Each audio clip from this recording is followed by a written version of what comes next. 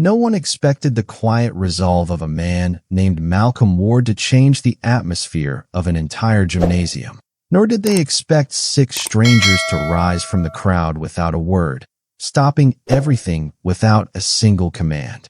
It was the kind of moment that starts as a ripple but ends up changing the tide. Malcolm didn't expect to be recognized when he arrived at the back parking lot of Laneford High. The building looked like most schools in smaller towns of eastern Colorado, sun-faded brick that had seen decades of winter storms and summer heat.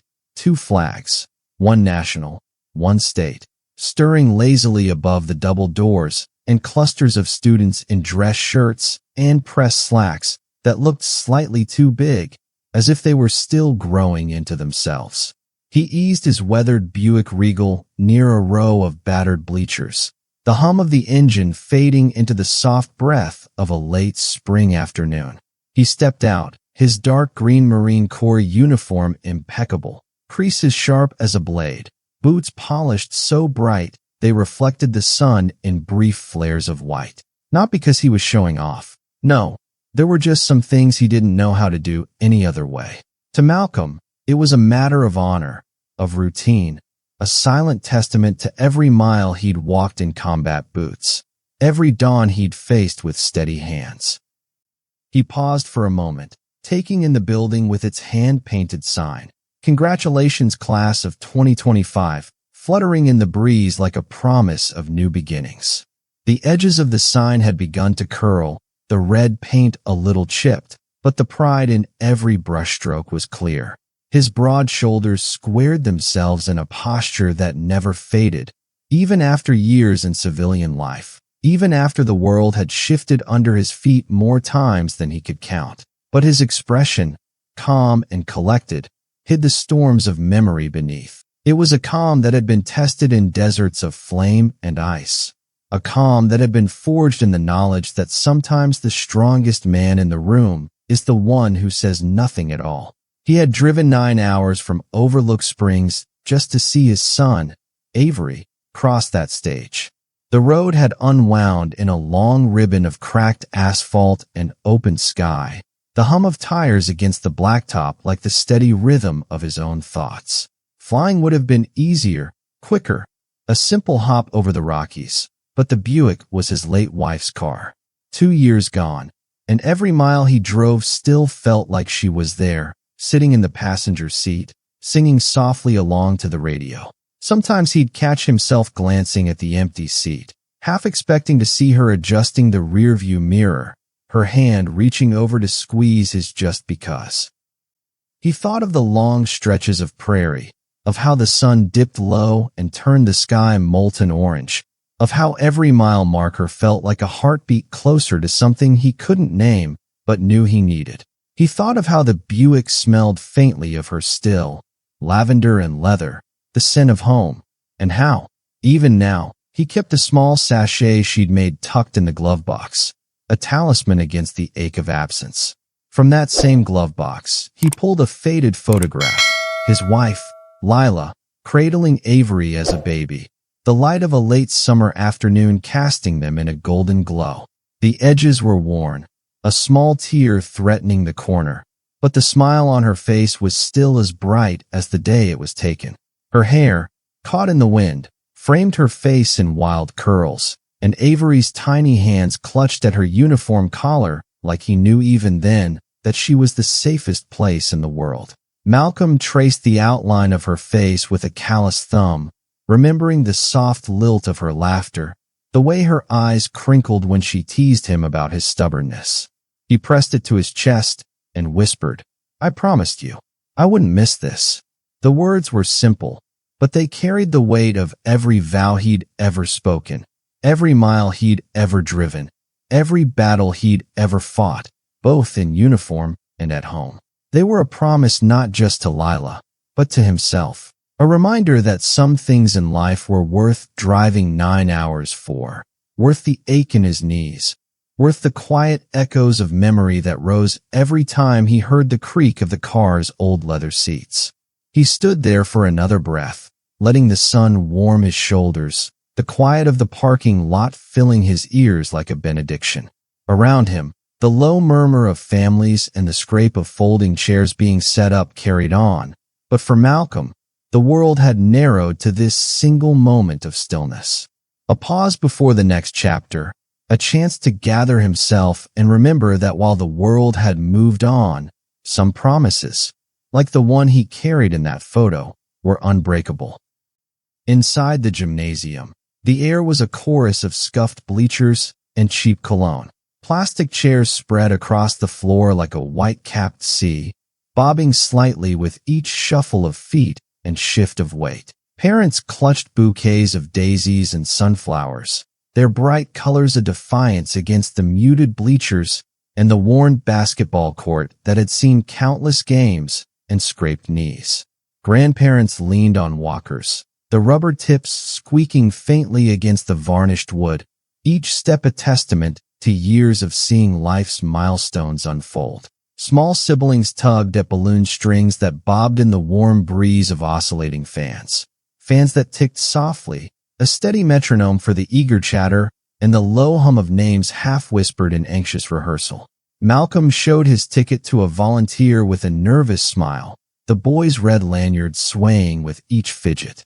The boy barely looked at it before nodding him forward, his eyes darting past Malcolm's uniform to the line of parents still waiting behind him. "Third row, family seating," he said, voice a bit too high, as if trying to fill the space around him with forced confidence. "Thank you," Malcolm answered with the kind of steady calm that never had to prove itself, the kind that comes from knowing that respect is never asked for, it's carried. He walked the aisle, the weight of his boots sinking slightly into the wooden floorboards that creaked like old memories. The floor had seen decades of squeaking sneakers and slow dances under the glow of homecoming lights, but today it was witness to something else, the quiet power of a man whose presence drew the gaze of everyone he passed. Some people looked up, eyes snagged by the uniform, like a lighthouse cutting through the fog of everyday life. A few gave polite nods or tight smiles, the kind of smiles that said, "I see you," even if they didn't have the words to say why. Most just looked away quickly, as if pretending they hadn't seen at all, like the presence of that uniform was a reminder of things they didn't want to think about. He sat. The chair wobbled under him, the legs scraping the floor with a squeal that seemed to echo in his bones. But he adjusted it without complaint, his movements deliberate, each shift of weight a silent meditation. Across the gym, a banner read in bold black letters, "Langford High, Class of 2025. The letters were slightly crooked, evidence of a late-night stapling session by volunteers who cared more about love than perfection. Students in long robes of red and white lined the far wall, the colors a flickering flame of excitement and nerves. Their laughter echoed through the noise of shuffling programs and half-whispered prayers, a cacophony of youth on the edge of something they couldn't quite name. Malcolm's gaze found Avery instantly. His son stood tall, shoulders straight, nervous energy pulsing through the sway of his gown like a river's current pushing against the banks. Malcolm remembered when that boy was a newborn in the crook of his arm. He'd just come back from overseas, dust still clinging to his boots like the ghosts of places he couldn't leave behind. He remembered how small Avery's hand was, how it had gripped his finger like it was the only anchor in the world that mattered. And in that moment, he'd understood that everything he'd fought for, every mile walked, every night spent half awake with a rifle in his hands, had a name. Avery. He took a slow breath, feeling the way the air pressed against his ribs, grounding him in a present that was both simple and profound. Around him, the noise washed over like rain on an old tin roof, familiar but distant, a gentle percussion that blurred the edges of the world. Because in that moment, only the stage and that boy in the red robe mattered. It was as if the gym had become a cathedral, the stained glass replaced by banners, the choir of 100 voices holding their breath for the moment the name Avery Ward would be spoken. The music started, a familiar swell of brass and strings that had echoed through gyms and stadiums across the country for generations. And the room rose, a rustling sea of polyester and cotton and trembling pride. The national anthem played, the melody winding through the rafters, weaving through the quiet prayers and the tight throats of fathers and mothers who had waited for this day, like a promise whispered in the dark. Malcolm didn't put his hand over his heart. His entire presence was a salute, an unwavering line of dignity that didn't need the flourish of a gesture. His back was straight, his gaze forward, and in the quiet corners of his mind, he thought of Lila, how she would have straightened Avery's tie 3 times before letting him out the door, how she would have dabbed at her eyes with the corner of a tissue she always kept tucked in her sleeve, just in case. She would have cried at every name called, not just their sons, because every child on that stage was someone's world, and she never could keep her heart small enough to fit in just one family. Then he saw them, 2 men in black security uniforms, moving purposefully down the aisle, their black shirts crisp, their earpieces glinting under the soft glow of gymnasium lights.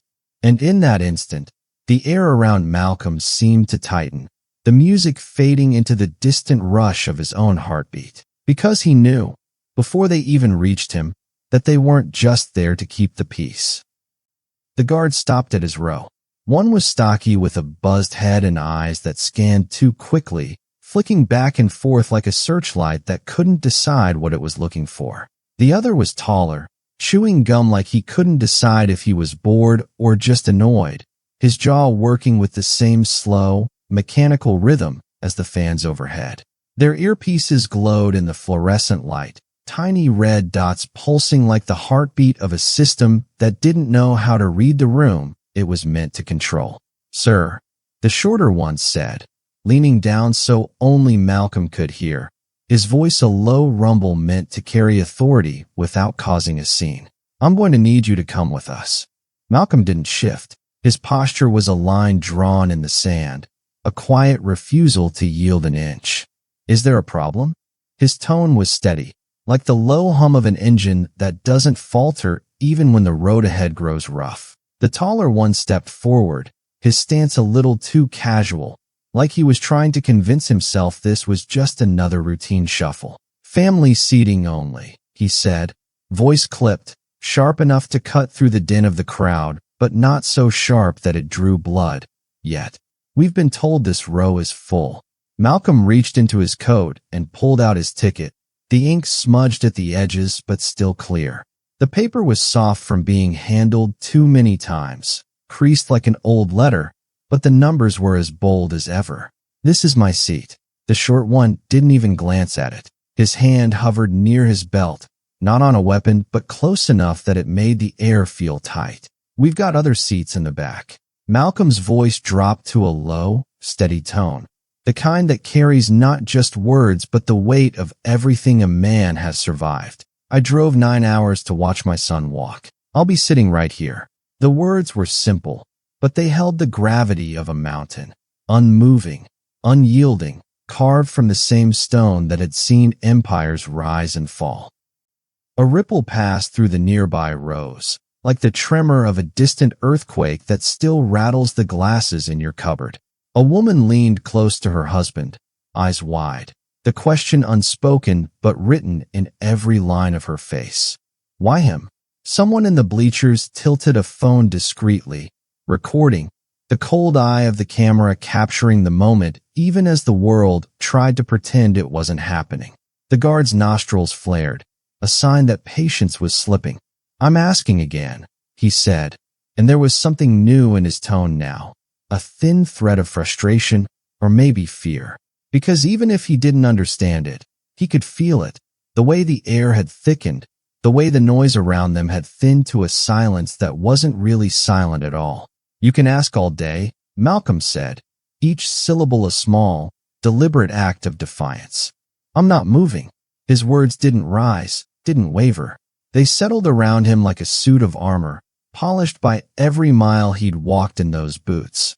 Every night, he'd lain awake listening for the echo of gunfire in the dark. The taller guard shifted uncomfortably, his weight rolling from heel to toe like a boxer trying to find his stance.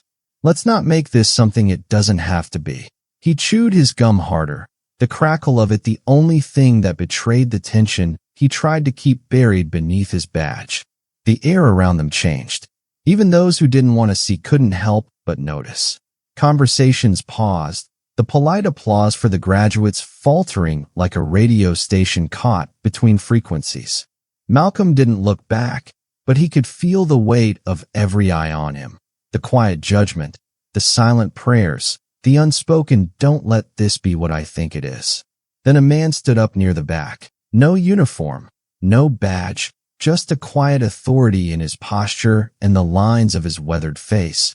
Lines carved not by time alone, but by the kind of choices that forge a man's character in ways no uniform can measure. His name was Knox Mercer, and he'd once owed Malcolm his life. Owed him not in the currency of gratitude, but in the currency of survival. The kind of debt that doesn't come with interest, but with loyalty. The kind that isn't measured in dollars, but in the echo of a man's voice saying, "I will not forget." He didn't speak. He didn't have to. Because some debts are paid not with words, but with the silent act of standing up, of planting your feet in the soil of memory and saying, "Not today." Not him. Knox Mercer stood near the aisle, his presence alone enough to shift the air. He didn't posture or scowl, he simply watched. And when he did, the taller guard, whose name tag read Blay, took a half-step back, like he'd just realized the line he was towing. Blay's shoulders squared again, but his jaw clenched, the kind of small shift that spoke louder than any order. In the hush of the gym, that small movement was a note of music everyone felt but didn't dare acknowledge. The second guard, Cole, didn't have that instinct. His jaw tightened, a thin line of white showing where his teeth pressed against the inside of his cheek. "Sir," he said again, louder this time, the word rolling out like a challenge rather than a question. "I'm not going to ask again." His voice was pitched just above the hum of the fans and the restless shifting of parents in plastic chairs. Malcolm didn't blink. His voice didn't rise. "You're the only one causing trouble, son." The calmness in his words was almost disarming, like the slow, steady tick of a grandfather clock in a room filled with the noise of lesser moments. His words settled on Cole's shoulders like lead, weight that Cole didn't know how to carry. Cole's lips twitched, like he wanted to spit something sharper, but before he could, another figure rose from the far side of the gym. A broad-shouldered man with a quiet calm in his eyes, his hands folded loosely in front of him. He wore a dark shirt that fit his frame like armor, but there was nothing flashy in his stance, just the kind of settled weight that made people pause without knowing why. He didn't speak, didn't need to. That was Emery Tate. And just behind him, on the bleachers, Jace Monroe rose to his feet too, one eyebrow cocked as if to say, "Are we really doing this right now?" The casual tilt of his head carried a question, but his stillness was an answer in itself. The 6 men who had once followed Malcolm through sand and thunder were never loud. They were the kind who moved like shadows, intentional, lethal in their calm. They didn't need to shout or threaten. They simply stood, and the world noticed. It was the same presence they'd carried in faraway places, the same unshakable steadiness that had steadied Malcolm's hand as he pulled them from fire and ruin. It was loyalty forged not by orders, but by the quiet knowledge that some men stand for something deeper than themselves. Imagine, for a moment, being in that gym, hearing the hush, feeling the way the air seemed to thicken as those 6 men rose one by one, like an ancient ritual repeating itself across generations. The kind of hush that echoes in the spaces between church bells on a Sunday morning, or in the long pause after the final note of a requiem has faded. It was a silence that said more than any anthem ever could. Malcolm didn't look back. He didn't have to. Every part of his bearing said he trusted them to handle what came next, the same way he had trusted them when the world went black and the dust rose around them in distant deserts. The crowd was no longer pretending not to see. The clapping for the ceremony had faded like a half-forgotten song. Even the principal shifted nervously at the side of the stage, eyes darting between the standoff and the still-moving line of graduates, her fingers twitching at the hem of her blazer as if she could smooth away the growing tension. Cole dropped his hand to his belt, fingers brushing the radio clip there like a last chance at control. The radio crackled softly, a ghost of static that seemed to mirror the unease in the room. That was when Knox finally spoke. "You're embarrassing yourselves," he said. "Quiet, steady, and you're one breath away from making this worse." His words were as calm as a surgeon's hand, but there was no mistaking the steel beneath them. Blay hesitated. He'd lost his earlier bravado, his eyes flicking to the tall, composed men now watching every move. But Cole couldn't let it go. "Who the hell are you?" His voice was brittle now, the edge of it cracking like thin ice under a heavy boot. Knox didn't answer. He stepped forward, and it was enough. His movements were measured, deliberate, a man who knew exactly how much weight each step carried. "Don't mistake a father's stillness for weakness," he said. And his voice was so sure, so deliberate, that even the whispers in the crowd went silent. It was the kind of silence that wraps around a room like a shroud, that says, "Pay attention. This is something that matters." Malcolm sat as if none of this touched him, but his mind wasn't in that gym anymore. It had shifted back 15 years to a desert of red sand and endless sky. He remembered the heat of Kandahar province, how the sun dropped like a blade each night. It didn't set with a gentle fade. It crashed into the horizon, dragging the temperature with it, and turning the earth to cooling iron. He remembered how the sand tasted when the wind kicked up, how it stuck to your tongue and your teeth, a gritty reminder that the earth could grind you down one grain at a time. He remembered the convoy that never made it to the outpost, the IED that turned the lead vehicle into twisted steel. It had been a morning like any other, the kind of morning that felt almost peaceful in its routine.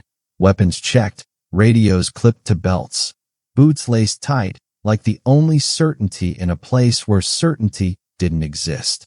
They had laughed that morning. Someone cracked a joke about the dust, how it got into your socks and your lungs and your soul. And then the world had split open with a sound that didn't belong to this world, a sound that carved silence out of the air. In that moment, there hadn't been time for orders or protocol. There had only been instinct, the same instinct that had him sprinting through open ground, bullets spitting sand at his feet, to where Knox Mercer lay half-buried beneath the wreckage. That instinct wasn't born in a classroom or a field manual. It was born in the marrow of men who knew that survival was a dance choreographed in seconds, that leadership was the act of moving first when no one else could move at all. "You're bleeding," Malcolm had said, grabbing Knox's flak vest. He could still feel the rough fabric against his palms, the weight of it as real now as it was then. "You noticed?" Knox had gasped out, wincing as he dragged another wounded man forward. His voice was ragged, but there was a flicker of something else in it too, a stubbornness that was older than fear, the kind that kept you moving even when every muscle in your body was screaming to stop. He remembered lifting a door off a pinned seal's leg, his shoulders screaming, his ribs bruised from the strain. He remembered the way the metal cut into his hands, the way his breath burned in his chest. But there was no room for pain then. Pain was a luxury you couldn't afford, not when a man's life was measured in seconds. He remembered pulling every one of them free, one by one, until the dust finally settled and they all rose together. Like the earth itself had decided they could stay, at least for one more day. They hadn't needed words back then, either. Words were for after, for the quiet moments when the adrenaline had faded and your hands wouldn't stop shaking. In the middle of it, there was only the language of motion, of shoulders pressed against metal, of fingers gripping rough cloth, of breath shared in the dark. And in that gym, Malcolm felt the echo of that day like it was stitched into his bones. He could feel the weight of that door again, feel the heat of the desert sun on the back of his neck. He could hear the crack of rifle fire, the low thump of mortars in the distance like a heartbeat you didn't want to hear. It wasn't nostalgia. It wasn't even memory. It was a reminder of what it meant to stand when the world was trying to knock you down, of what it meant to see the line between what had to be done and what you wanted to do, and to step over it anyway. He thought of how many men never got to come home, how many names were etched into cold stone in Arlington and beyond. He thought of the thousand small ways that the battlefield never really leaves you, even when the sand is gone from your boots. The world would go on, banners would be hung, diplomas would be handed out, fathers would watch their sons become men. But in that stillness, Malcolm knew that some echoes never fade, some debts never stop being paid. On the stage, the principal's voice was little more than a drone. Names passed in a blur, each one a pebble in a river that had been flowing for an hour already. The applause followed each name like a gentle ripple, polite and practiced, a cadence of community pride. But all eyes were on the third row, on the man who refused to move, and the 6 who refused to let him stand alone. Avery Ward stood in line, sandwiched between classmates he barely heard. The boy in front of him kept fidgeting with his honor cords, the girl behind him swaying slightly from foot to foot as if she was already dancing to the music of the next chapter in her life. But for Avery, the world had narrowed to the shape of his father's shoulders, broad and straight, a mountain carved from quiet resolve. He was only half listening to the names called ahead of him, his heartbeat loud in his ears, each thump a silent prayer to hold it together. From where he stood, he could see the line of his father's jaw, the way the light caught the polished edge of his uniform buttons. He could see the stillness that spoke louder than any words, the quiet confidence that seemed to wrap around him like an old, familiar coat. He'd always known his dad carried the weight of something more than most men ever had to, knew it in the way he moved through the world, in the way he listened instead of speaking.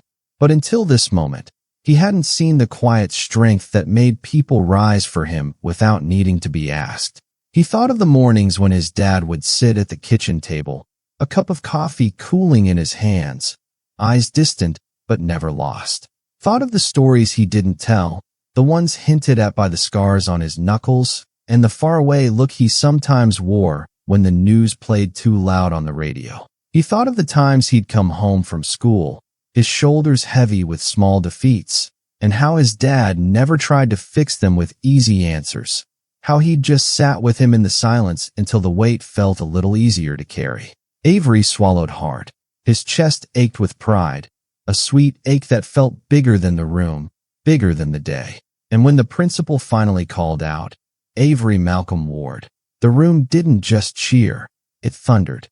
It was as if the walls themselves recognized the name, as if the banners and bleachers and wooden floorboards understood that something was being witnessed that would never be forgotten. Knox and the other 5 clapped in perfect unison, each slap of palm to palm deliberate, an unspoken honor guard. It wasn't about noise. It was about acknowledgement, about making sure that no one missed the truth of what was happening in that gym, the truth of what it meant to stand for something, to be seen, to be claimed as worthy in the eyes of men who had walked through fire and come back for each other. Avery stepped onto the stage, his hands shaking only slightly. He could feel the weight of every step, feel the way the polished wood of the stage seemed to hum beneath his feet like a drumbeat of belonging. He took the diploma, the weight of the cardstock solid and real, a symbol of all the hours and years that had brought him to this moment. And then he turned, searching the crowd until his eyes found his father's. Malcolm didn't stand. He didn't wave. He just gave Avery the smallest nod, a quiet smile that said everything a man like him would never say out loud. That smile was a lighthouse in the storm of applause, a single point of light that guided Avery's heart through the chaos of the moment. Avery nodded back, a single moment of understanding between them that would last a lifetime. It was more than pride. It was the knowledge that he carried his father's name, his quiet strength, his unspoken promise that even when the world tried to push you back, you didn't have to move. Because sometimes the strongest thing a man could do was simply to stand.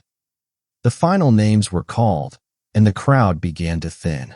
Outside, under the late sun, families clustered together, laughter and relief weaving through the air like golden threads in the tapestry of a perfect day. Mothers pressed kisses to cheeks still flushed from the ceremony's tension. Fathers clapped each other on the back, and kids posed for photos with caps balanced precariously on heads, tassels catching in the warm breeze. Malcolm waited in the doorway, letting the last of the applause fade before he moved. The moment felt bigger than the gym, bigger than the speeches or the diplomas. It felt like the pause between one chapter and the next, like the hush of dawn before the first bird's call. Knox joined him, his shoulders loose and his face still lined with the quiet vigilance he'd carried since the first moment he stood up. The two men shared a look that said more than any conversation. "I'm here. I've got you. You good?" Knox asked finally, his voice low and steady, the same tone he'd used when checking on Malcolm after that night in Kandahar, when the world smelled of burning rubber and the echoes of gunfire. Malcolm nodded. "I'm good. Let's see my boy." The words were simple, but they carried a depth that only those who had seen the edge and come back could truly understand. Avery was near the flagpole, the diploma folder clutched in one hand, the edges already softening under the heat of his grip. He saw his father approach and straightened up, his expression a mirror of Malcolm's quiet calm. Around him, his classmates gathered in loose clusters, trading hugs and stories about what came next: college, jobs, the unknown stretch of possibility that lay just beyond the bleachers. "You okay?" Avery asked, voice low. The question wasn't just about the day. It was about everything that had come before, the weight of legacy and silence, and the unspoken truths that lived in the lines of Malcolm's face. Malcolm rested a hand on his shoulder, the familiar weight of it grounding Avery in a way that nothing else could. "I am. Are you?" His voice carried the steady cadence of a man who knew that strength wasn't just in the muscles of your arms, but in the roots you planted in the ground you stood on. Avery nodded. "I was ready to walk off that stage if they made you leave." The words slipped out faster than he meant, but he didn't pull them back. They were true, and the truth was all that mattered. Malcolm smiled faintly, the corners of his mouth turning up like the edge of an old photograph, worn but unwavering. "And that's why you didn't. Because you knew I didn't need to move." His voice was a balm, quiet but unshakable, a reminder that some things don't have to be said twice to be known. Avery swallowed, his throat tight with something that wasn't quite tears, wasn't quite laughter. Who were those men? The ones who stood up. His voice cracked just a little, but he didn't look away. "Brothers," Malcolm said simply. "Men who know what loyalty means. Men who don't forget." His gaze drifted to where Knox stood, to the others who had already begun to slip back into the shadows. Their presence felt even as they melted into the crowd. It was the kind of loyalty that didn't ask for medals or headlines. It asked only for the moment to be seen and honored. Avery let that settle in, the weight of it sinking into his bones like the steady beat of his father's footsteps. Then he grinned, a spark of mischief breaking through the solemnity. "So, can I finally hear those stories now?" Malcolm chuckled, the first real laugh of the day, warm and full, and edged with the relief of knowing they had both made it through. "Some of them. You're ready for the real parts now." He clapped his son on the back, the kind of touch that said everything else could wait. Right now, it was enough just to stand together under the sun. As they walked back to the Buick, Avery glanced at his father's face, memorizing the lines and the quiet strength there. Each crease in Malcolm's brow seemed to tell a story of storms weathered, of long nights spent wrestling with questions that had no easy answers. It was a face that had seen too much and yet refused to harden, a face that carried dignity like a torch passed down through generations. "Why didn't you say anything to those guards?" he asked as they climbed in. "You just sat there." His voice was equal parts wonder and confusion, like he was trying to understand not just the choice his father made, but the man who had made it. Malcolm turned the key, the engine rumbling to life with the steady confidence of something built to last. "Because I didn't have to stand up to prove who I am, and I don't have to raise my voice to be heard." His tone was calm, but it carried the weight of 1,000 silent declarations. It was the kind of answer that didn't shout but spoke volumes, a quiet echo of every time He'd chosen patience over pride, substance over show. Avery let those words sink in. Outside, the last of the graduates took photos with their families, their laughter weaving through the evening air like music. Sunlight caught the bright red of their gowns, turning the scene into something almost holy. But Malcolm didn't rush. He waited until Avery turned to face him fully, waited until his son's eyes met his and held them. "Son," Malcolm said, "life's going to hand you 100 chances to react with anger. Sometimes that's right. But most times, dignity cuts deeper, and people remember that longer." The words settled over Avery like a quilt, warm and reassuring, the kind of lesson that doesn't come with lectures or textbooks, but with the weight of lived experience. Malcolm's voice was gentle but certain, each word chosen like a brick laid in the foundation of the man Avery was becoming. Avery nodded slowly. "I want to be like that. Like you." The honesty in his voice was a quiet prayer, a vow not to let the world steal the best parts of him. It was a promise to himself that he could hold on to the kind of strength that didn't need to prove itself in shouts or fists. Malcolm placed a hand on his son's shoulder, the weight of it both grounding and freeing. "You already are. You walked that stage proud. You didn't let anger take your moment. That's what matters." His voice was low, the kind of low that resonates long after it's spoken, like the last note of a hymn in a quiet church. In the rearview mirror, Malcolm saw the 6 men he called brothers slipping away into the afternoon sun, each with a quiet nod of respect. They didn't need to linger. Their presence had said enough, a silent chorus of men who knew that true loyalty wasn't about noise. It was about the steady presence that says, "I see you. I'm here. Now," he said, shifting into drive.